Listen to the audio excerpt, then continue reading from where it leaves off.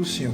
Sempre lembrando que o apóstolo João tem um cuidado muito grande em afirmar e reafirmar constantemente a divindade de Jesus. Só você olhar para o Evangelho de João, que já começa com essas afirmações.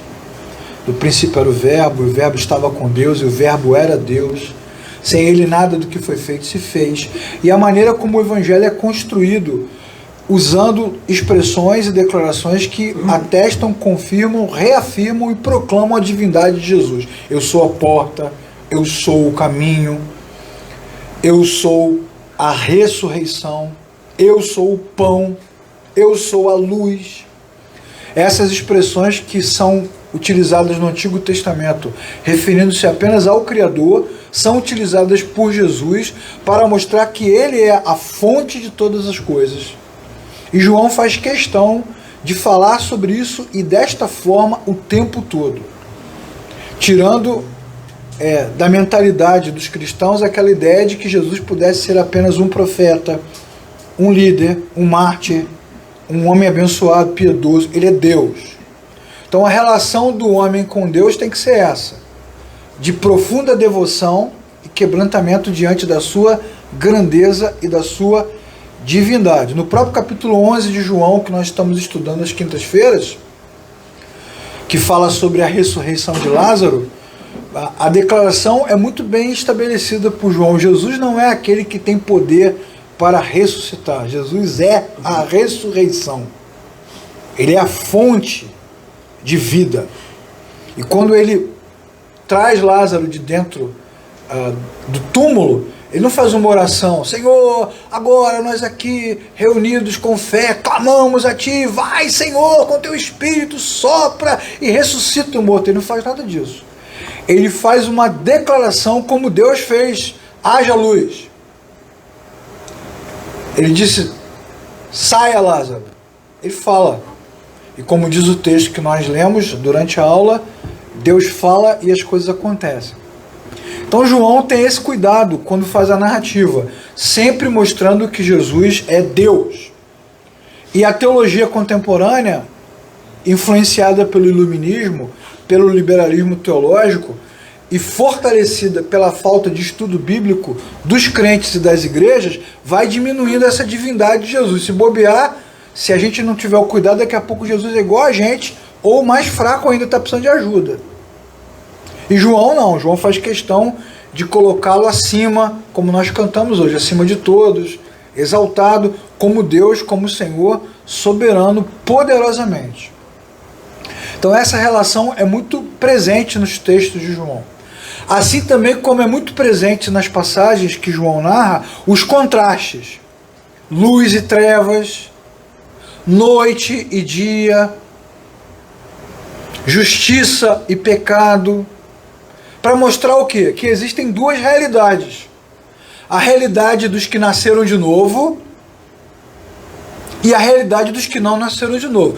Quem nasceu de novo vai entrar para o reino de Deus. Quem não nasceu de novo, como Jesus disse a Nicodemos no capítulo 3 de João, não pode ver o reino de Deus. Então esse contraste é muito claro. Em momento nenhum, tanto no Evangelho como nas epístolas, João fala de moralidade, de limpeza moral, de separação moral, de mudança de hábitos, porque isso não é capaz de salvar o homem. A salvação, a vida eterna do cristianismo, das escrituras, não é uma jornada, uma corrida como a gente está vendo na Olimpíada. A salvação é um prêmio, é uma recompensa para os que creem. E os que creem saem das trevas e entram na luz imediatamente. Tudo isso é narrado nas obras de João o tempo todo, para ficar muito claro o que Jesus está fazendo. Os fariseus que conhecem os textos, conhecem a história e a tradição, estão em trevas. Mas os aparentemente pecadores, as mulheres, os publicanos, os doentes, estão na luz. Inclusive no capítulo 9 de João, na cura do cego de nascença, Jesus diz o quê? Eu sou a luz do mundo, vim para dar luz aos cegos e para deixar cegos aqueles que acham que enxergam. Então esse contraste, todos esses contrastes, ficam claros nos textos para mostrar que o Evangelho é transcendente, é sobrenatural, tem a ver com a vida eterna, não tem a ver com a vida terrena. E há uma diferença muito clara entre nascer de novo e ser sal e luz. São coisas diferentes. Porque para ser sal e luz, vocês são o sal da terra, vocês são a luz do mundo. Aí tem a ver com um impacto que o cristão que nasceu de novo causa na sociedade. Obviamente isso vai passar pelo comportamento, pelo caráter, pela postura, pela maneira de viver, porque ele é sal e luz. Ele traz um senso de preservação. É nesse sentido que o cristão é sal, porque o sal mantém a coisa viva, né? Sem apodrecer, sem estragar, preserva por mais tempo. Enquanto os cristãos estão entre as pessoas na sociedade, os cristãos vão salgando, eles vão mantendo o senso de justiça, de honra, de verdade, de integridade. Então não deixa a coisa apodrecer. Então ele é sal e ele é luz. Por que ele é luz? Porque de dentro dele, sai a luz que vem de Deus. Então ele traz iluminação, clareza, como o farol, igual a música que a gente canta, como o farol, o cara está perdido, e aí o cristão ali com a sua vida, com o seu testemunho, aponta para uma direção. Obviamente isso depende de uma jornada, de uma caminhada, de um viver constante, diário, entre pessoas. Na igreja que você não vai ser, nem eu, ninguém vai ser sal e luz numa comunidade de sal e luz. Você só vai ser sal e luz fora dela. Como um congresso que a gente foi há muitos anos atrás, sal fora do saleiro. É isso. É para fora. Agora, quando nós pensamos em vida eterna, novo nascimento, salvação, isso não tem a ver com a melhoria da vida humana. Isso tem a ver com Deus. Deus tira o homem das trevas e coloca o homem na luz. Isso não depende de nós, depende de Deus. Esses contrastes estão muito claros nos textos de João. Então ele diz no versículo 5, essa é a mensagem que dele ouvimos e transmitimos a vocês. Deus é luz. Você vê que ele nem cita mais o nome Jesus. Jesus já está na categoria Deus, plenamente. Dele ouvimos.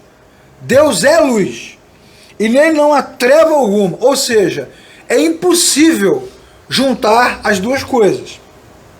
É legal que nesse primeiro momento ele já desmonta aquela coisa pagã, né, que na mitologia pagã, seja ela qual for, tem aquela coisa das divindades boas e as divindades ruins. Os deuses do mal e os deuses do bem. Né? Tem esse negócio aí. As divindades que trazem o bem e as divindades que trazem o mal. Mitologia grega, nórdica, céltica, africana, todas essas mitologias têm isso, os deuses do mal, os deuses do bem. O Deus eterno, criador, que a Bíblia revela, é luz, nele não tem treva, não tem mal. Então ele já não é igual a todas essas divindades gregas, romanas, de qualquer outra civilização, de qualquer outro continente. E nesse sentido, quem está em Cristo, quem nasceu de novo, quem se encontrou com ele, nele não há treva nenhuma, porque a luz está presente. E isso não tem a ver com os nossos atos, tem a ver com o nosso estado, porque se dependesse dos nossos atos, seria só trevas. E aí ele continua, se afirmamos que temos comunhão com ele, mas andamos nas trevas, mentimos e não praticamos a verdade. Ele vai usar um outro contraste agora, mentira e verdade. Da mesma maneira que trevas não tem a ver com moral, tem a ver com falta de luz, a mentira não tem a ver com as coisas que nós falamos ou fazemos para enganar outras pessoas, mas tem a ver com a ausência de Deus. Onde Deus está, existe luz e existe verdade. Onde Deus não está, existe trevas e mentira. As trevas e a mentira estão diretamente relacionados com a ausência de Deus. Então qualquer pessoa que diga assim, eu amo a Deus, eu sirvo a Deus, Deus mora no meu coração, eu vivo, mas ela não se encontrou com Cristo, não nasceu de novo, o que a Bíblia vai dizer? Que ela mente e não pratica a verdade. Se nós estamos na igreja, indo aos cultos, lendo a Bíblia, cantando, tocando, participando de tudo, mas nunca nascemos de novo, nunca. Não nos lembramos do dia em que nos encontramos com Cristo, então nós estamos em trevas e não praticamos a verdade, ainda que estejamos na igreja. É disso que João está dizendo. Ele não está dizendo de práticas morais reprováveis, porque, obviamente, a religião tem sempre esse olhar. Quem está na luz é aquele que não pratica o mal. Agora, mal e bem é relativo, né? É relativo, é subjetivo, é questionável, é discutível, fica na mesa para o debate, o que é bem e o que é mal. Certo? Depende de que lado você está, de quem analisa, se pode, se não pode. Agora, a Bíblia não trabalha com conceitos relativos, de bem e de mal, morais, até porque a moral muda com o tempo. A moral muda com o tempo. Muda o tempo todo. Então a Bíblia está trabalhando com posição. Se você diz, no versículo 6, se afirmamos que temos comunhão com Deus, mas nunca nascemos de novo, nunca nos encontramos com Jesus, então nós mentimos. É uma mentira, pô. A gente está vivendo num mundo de mentira. Nós não conhecemos o Senhor, estamos em trevas. Do mesmo jeito, o inverso também é verdade.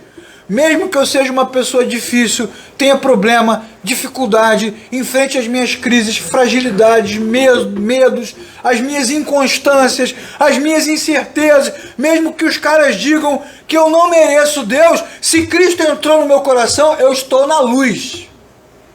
E a verdade habita dentro de mim. Porque não depende de mim, depende de Deus. Então esse contrário também é verdadeiro. O que os fariseus faziam?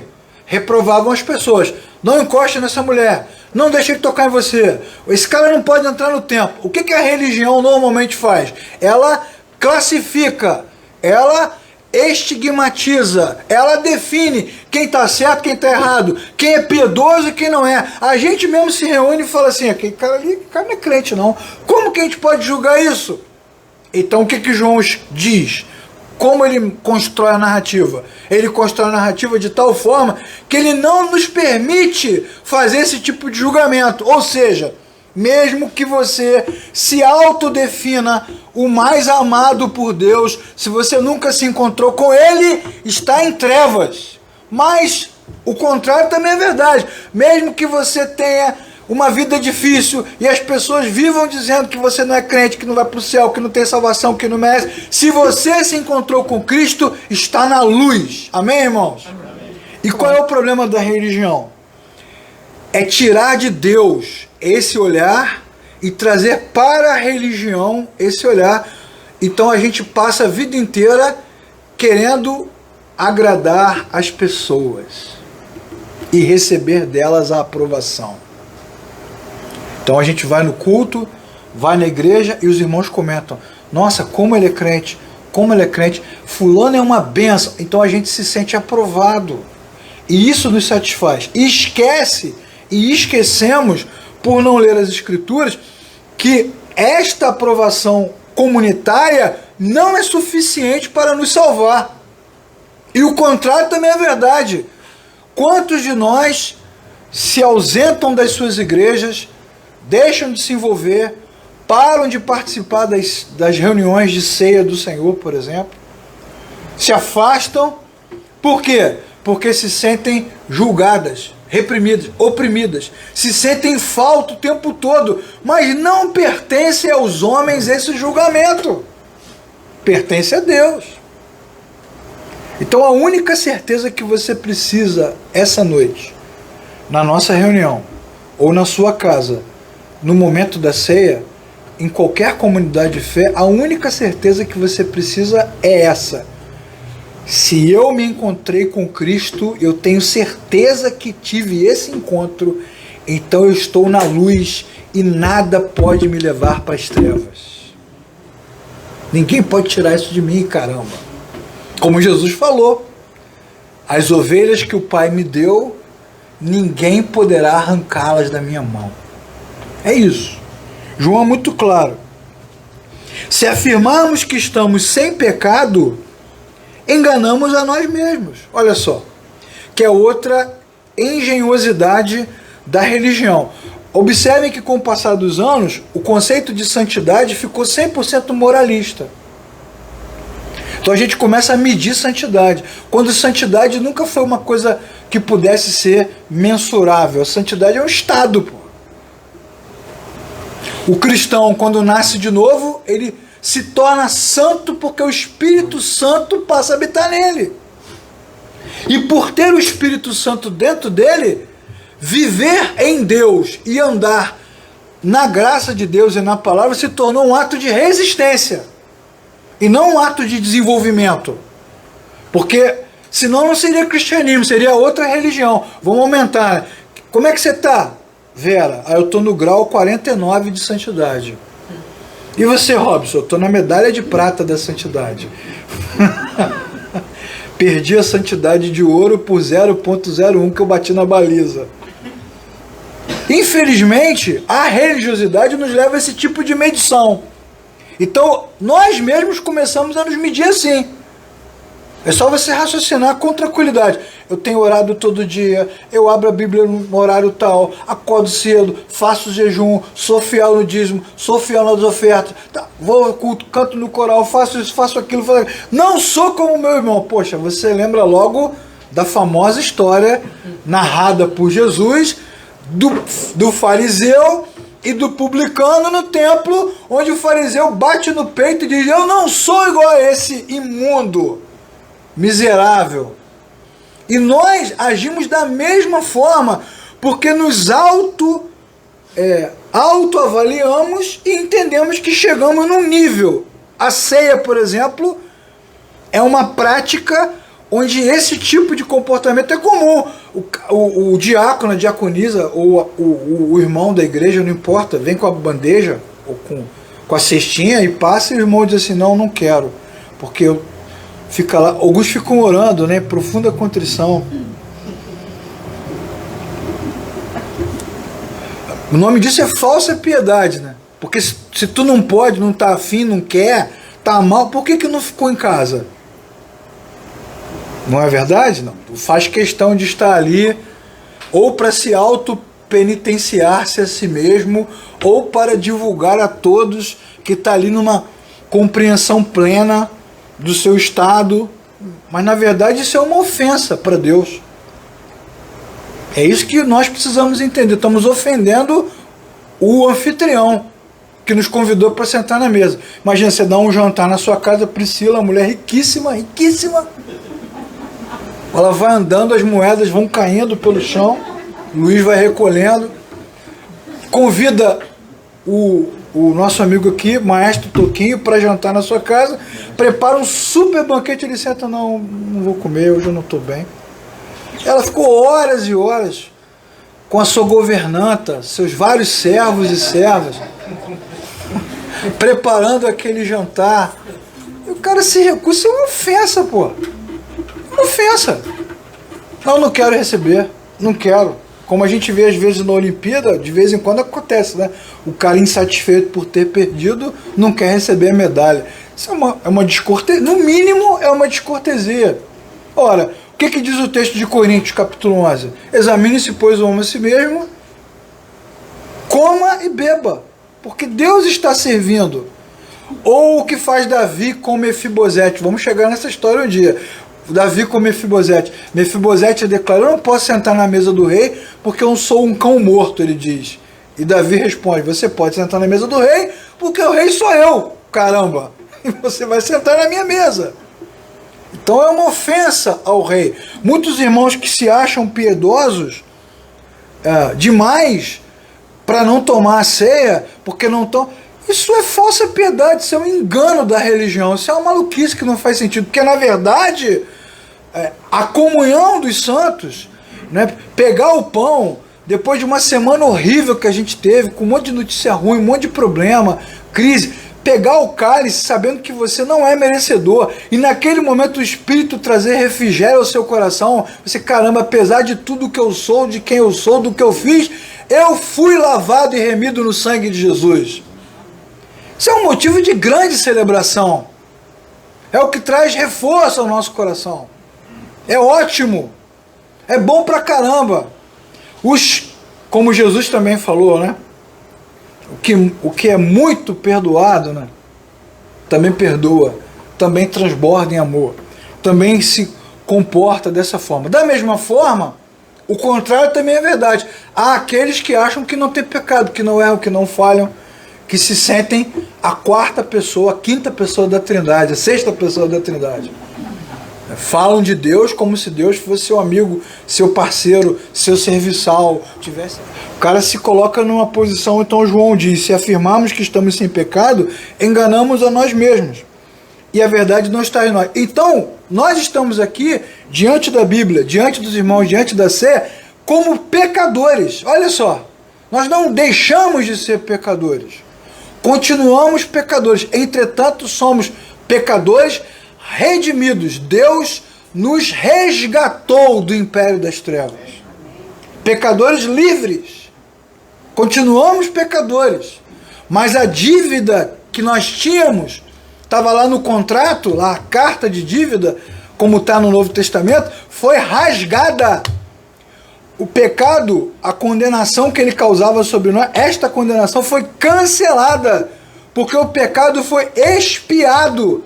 E nós que não tínhamos nada a ver com Deus, Deus foi favorável, porque Jesus é a nossa propiciação. Então nós estamos agora num lugar bom, como pecadores. Como pecadores. Essa consciência é importante. Não para autopiedade, mas para o entendimento do Evangelho. Não tem inocentes, tem pecadores redimidos. E aí vem a grande sacada do texto de João. Se confessarmos os nossos pecados, ele é fiel e justo. Então vamos parte por parte, né? Pedaço por pedaço, para isso ficar bem claro no nosso coração. A grande influência que a gente tem da cultura e também do catolicismo romano, que é a nossa origem, né, do Brasil e de muitos de nós aqui, faz com que a ideia de confissão esteja relacionada à penitência. O camarada entra lá no confessionário, né, assim, olha o nome do negócio, confessionário, vai lá, o que você fez? Ah, eu fiz coisas horríveis. Nossa, você tem que morrer. Né? Por quê? Porque a ideia de confissão está relacionada à culpa. O tempo todo, culpa, culpa, culpa, culpa. E a igreja evangélica brasileira entrou nesse caminho também da culpa. Todo mundo se sentindo culpado. Aí faz retiro, congresso, evento, cruzada, campanha para se livrar de problemas, pesos, crises, acusações, correntes, maldições de hoje, maldições de ontem, maldições dos nossos ancestrais. Culpa, muita culpa, muito peso, muita acusação, muito dedo apontado.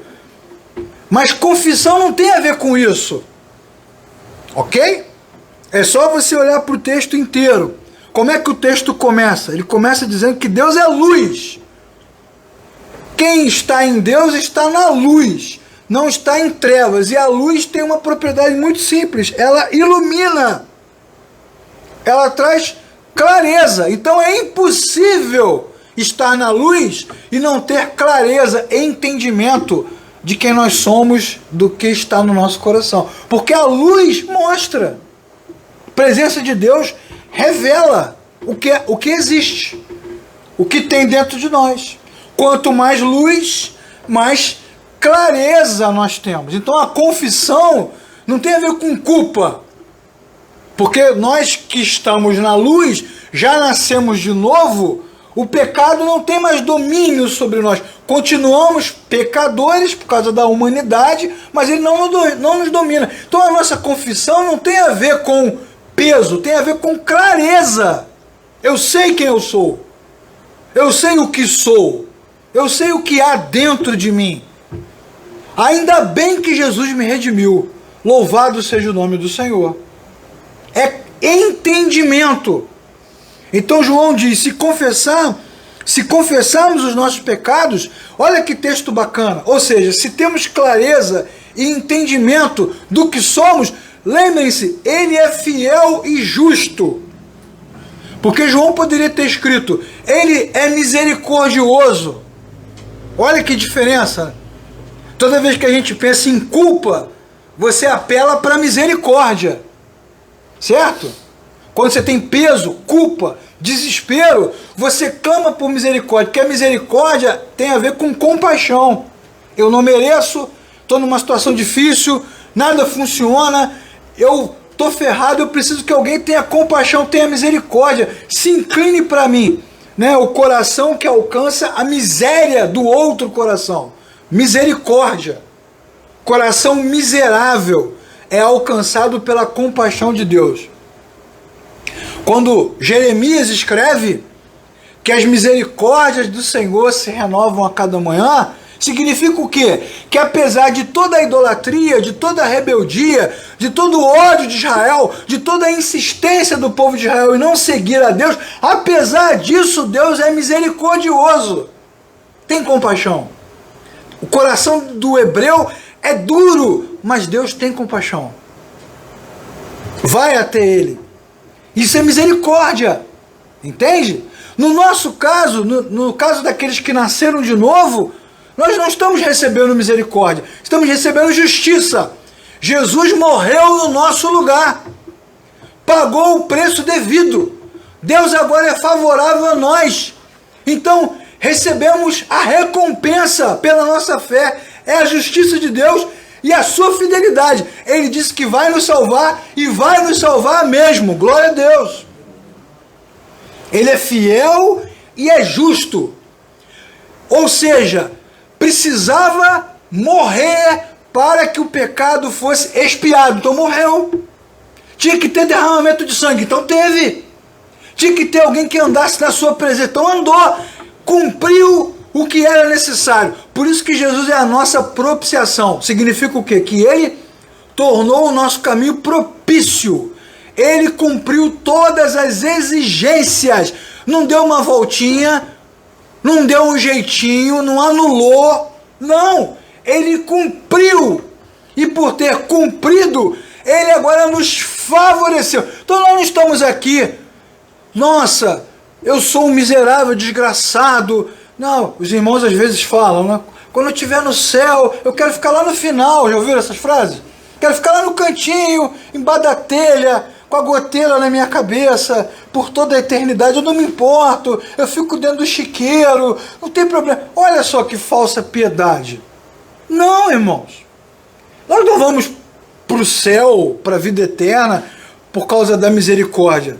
Nós estamos vivos por causa da misericórdia. Nós vamos para o céu porque Jesus pagou o preço. E agora, nós que éramos dignos de morte, merecedores de condenação, recebemos de Deus a graça, a justiça e a vida eterna. Que se confessarmos os nossos pecados, ou seja, se tivermos clareza de quem somos, também teremos clareza do que Cristo fez por nós. E pronto, acabou esse discurso de autopiedade, de fraqueza, de tristeza, de dor, de lamento, de lamúria. Eu já participei de muitas ceias, de muitas reuniões, onde o encontro é uma lamúria, todo mundo chorando, desesperado, chorando de soluçar, onde o pregador está ali falando, apontando, você não merece, você é injusto, você tinha que morrer, desgraçado, vem aqui na frente que eu vou dar na tua cara. E as pessoas vão à frente, humilhados, e choram, como se aquele choro, naquele momento, causado pelo despertamento da consciência naquele momento, limpasse o cara. Tá vendo? Você veio ao culto, chorou, agora você está limpo. Não, irmãos. Não é a ação humana que nos limpa. Esse sistema religioso é necessário, porque isso nos retroalimenta. Ok? As nossas vaidades, as nossas crenças, a gente precisa desse negócio. Eu preciso fazer o que eu quero, tomar as decisões que eu quero o tempo todo e ter a igreja para ir, onde lá eu tenho esse meu momento confessionário e tenho lá o líder que me ataca, que me acusa, e aí alguém fala assim, é porque hoje não se prega mais sobre pecado. Alguém vai levantar essa bandeira. Porque a gente precisa desse climão. Mas os que nasceram de novo não estão em trevas, estão em luz. Então não precisam do climão, porque aconteça o que acontecer, eles viverão para sempre na presença do Senhor. Todo culto é uma alegria. Toda vez que o nome do Senhor é invocado, eles ficam felizes. Não precisa desse climão. Quem precisa desse climão é quem está em trevas, irmãos. Por isso que Jesus fala para a mulher samaritana, onde adoraremos? Ele fala assim, a hora vem, chegou, e é agora, onde os verdadeiros adoradores adorarão o Pai, Espírito e Verdade. Nem lá, nem aqui, nem acolá. É onde você estiver. Onde houver 2 ou 3 reunidos no meu nome, ali eu estarei no meio deles. Porque isso tem a ver com a consciência, com a clareza. E não com a estrutura. A estrutura religiosa fomenta esse sentimento. Eu conheci tantos irmãos, todos esses anos. Alguns que eram mal intencionados. Outros que foram mal ensinados. Que na semana da ceia, por exemplo, que é o nosso caso hoje, passavam a semana toda jejuando, não indo a lugar nenhum, falando baixo, até essa coisa de falar baixo. Fala baixo, não ri. Porque rir, né? Se você que gosta de rir, você é um pecador. Você tá ferrado, cara. Você vai morrer queimado no tacho. Você que ri muito. Essa ideia de contrição ligada à tristeza, né? A gemido. Aí o cara tá sofrendo, olha só. Aí ele se sente limpo, porque sofreu. Tudo da religião, tudo da nossa cabeça. Tudo da nossa cabeça. Tudo coisa da nossa cabeça. Então João, mais claro do que isso, impossível. Ou você está em trevas ou está na luz. Se você está na luz, acabou. Se você confessa, é porque você tem clareza e está na verdade. Se você acha que não tem pecado, porque orou, jejuou, não sei, rapaz, você está em profundas trevas. E a verdade não habita em você. Como diz o versículo 10. E mais do que isso, se afirmamos que não temos pecado, fazemos de Deus mentiroso. E a sua palavra não está em nós. E aí ele termina essa seção da carta dele, esse pedacinho, fazendo a conclusão. Meus filhinhos, escreva estas coisas para que vocês não pequem. Ou seja, se você está em Cristo, se você nasceu de novo, se você vive na luz, anda na luz, você não está mais debaixo do domínio do seu coração. Você não precisa mais fazer, pensar, agir como antes. Porque antes você sentia raiva, aquele ódio vinha de dentro, te dominava, você queria ser violento, agressivo, depois chorava e dizia, eu não consegui. Agora você consegue, porque você tem a clareza. Ou consegue porque tem domínio próprio, ou consegue porque vai pedir ajuda a alguém, ou porque vai buscar socorro, seja como for, a clareza que gera a confissão faz o cara andar na luz. Mas mesmo que você não consiga, por alguma circunstância, lembre-se, se você pecar, temos um intercessor junto ao Pai, Jesus Cristo, o justo. Amém, irmãos? Amém. Isso liberta o nosso coração, caramba. Isso é para nos libertar. É para nos alegrar. É para encher o nosso coração de alegria.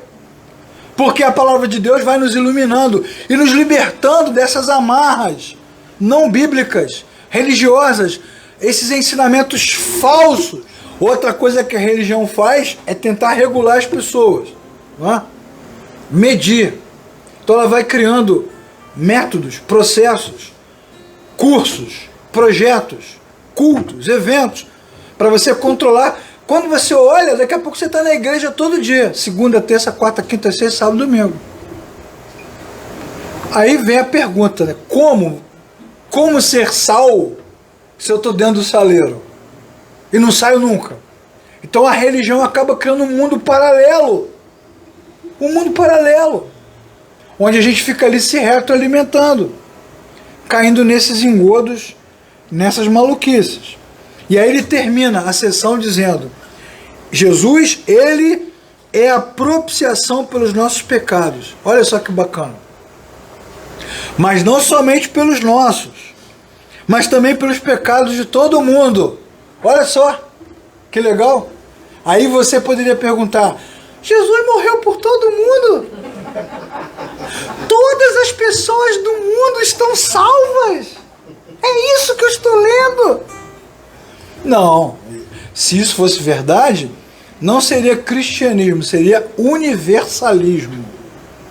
E aí está valendo aquela frase, todos os caminhos levam a Deus. O que ele está dizendo é o seguinte, que o Cristo judeu, que veio para os judeus, morto ali naquele lugar, para aquele povo onde a palavra de Deus chegou primeiro, morreu por eles, mas não somente por eles, mas por homens e mulheres do mundo inteiro. E é por causa desse versículo que nós estamos aqui nessa noite, irmãos. Chegou a nós a verdade do Evangelho. Isso não quer dizer que o mundo inteiro está salvo. Significa que essa boa nova de salvação chegou para todos, os hebreus primeiro, e nos alcançou também no mundo inteiro. Essa notícia se espalhou. Que notícia? Que Deus é luz, nele não existe trevas, e se você nasceu de novo, você está na luz. Ah, mas essa semana foi horrível. Eu fiz coisas das quais eu me arrependo. Ótimo, você tem clareza que o que você fez, falou, pensou, não combina com a nova natureza que Deus colocou no seu coração. E quando você fala, significa que você confessa. E quando você confessa, o que você lembra? Que o Senhor é fiel e justo para nos perdoar e nos purificar de toda injustiça. Não precisamos ficar aqui suplicar, ah, Senhor, me perdoa, eu fiz de novo. De novo? Imagina o anjo. De novo. O anjo da reclamação. Não é? Nem entra. Imagina o anjo na porta, nem entra. Esse é o imaginário da religião, né? O anjo está aqui, o anjo está ali, o anjo está lá. E fica todo mundo com esse imaginário. Não, irmão, nós não precisamos de anjos. Nós temos o Espírito de Deus no nosso coração. Nós temos a palavra de Deus na nossa mão. Nós ouvimos a voz de Deus diretamente. Não precisamos de anjos, nem de homens, nem de qualquer tipo de interferência sobrenatural. Agora, que não é fácil ter clareza bíblica do coração. Porque nós somos torturados, né? Somos adestrados igual a animais a vida inteira a repetir processos, a seguir ensinamentos, a fazer da ceia um ritual religioso, pragmático, místico quase. Onde aqui, depois de um mês horrível, todos os nossos pecados são purgados. A ceia vira quase que um purgatório. Todo mundo aqui, não, culto de ceia. As igrejas lotam. Quando, na verdade, não é isso que a Bíblia está dizendo. Em momento nenhum. Então, para que essa clareza fique firme dentro de nós, o que a gente precisa fazer? Constantemente ler a Escritura. E estudar a Escritura. Para que ela nos dê esse entendimento. Então, temos pecados? Temos. Comportamentos? Claro. Mas se nascemos de novo e estamos na luz, então o sangue de Jesus nos purifica de todo o pecado.